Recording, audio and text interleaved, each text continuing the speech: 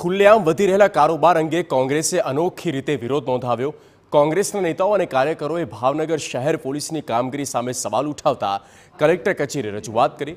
જો કે આ રજૂઆત માત્ર પત્ર કે આવેદનથી નહીં, પરંતુ સાથે સાથે ગાંજો અને કેફી પીણું કલેક્ટરના ટેબલ પર મૂકી પોતાનો આક્રોશ વ્યક્ત કર્યો।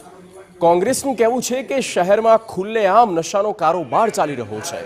નશાકારક કફ સિરપ જેવા દ્રવ્યો પણ ડોક્ટરના પ્રિસ્ક્રિપ્શન વગર ખુલ્લેઆમ મળે છે।